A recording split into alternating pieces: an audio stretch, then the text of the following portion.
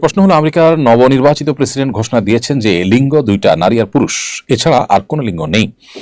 তার এই মন্তব্যে আমাদের দেশের ট্রান্সজেন্ডারবাদীদের দৌরাত্ম্য কি কমবে বলে মনে করেন? সুন্দর প্রশ্ন। দেখুন, আমেরিকার নবনির্বাচিত প্রেসিডেন্টের অনেক বিষয়ের সাথে আমাদের মুসলমানরা আমরা ভিন্নমত পোষণ করলেও তার এই কথাটাকে আমরা দারুণভাবে সমর্থন করি এবং এটিকে যুগান্তকারী বলে আমরা মনে করি।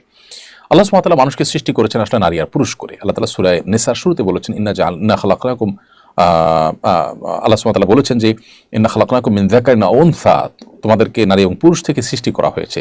মানুষের দুইটা লৈঙ্গিক পরিচয় আছে, একটা হলো নারী, একটা হলো পুরুষ, অন্য কোনো লৈঙ্গিক পরিচয় নেই।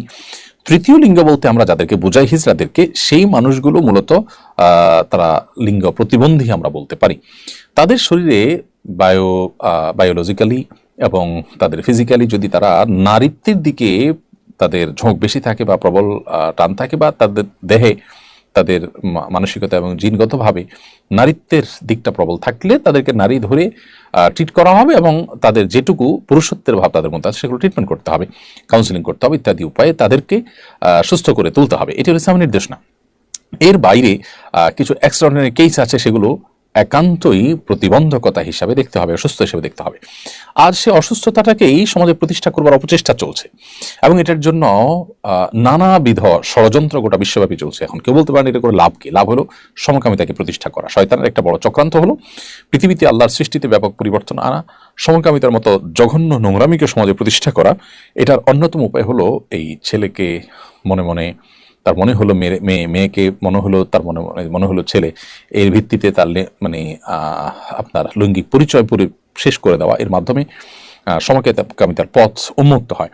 একজন ছেলে যখন নিজেকে মেয়ে মনে করেন তখন তিনি আরেকজন ছেলের সাথে বিবাহ বসেন, অথচ তিনি আগে থেকেই ছেলে। তাহলে ছেলে সমান ছেলে, তাতে কি দাঁড়ালো? সমকামিতাই হলো। তো এইভাবে আসলে ট্রান্সজেন্ডার বাদ নানাভাবে প্রতিষ্ঠা হয়। এটার বিরুদ্ধে আমেরিকার প্রেসিডেন্টের ঘোষণা, এটা নিশ্চয়ই যুগান্তকারী একটি ঘটনা এবং অসাধারণ একটি বিষয়।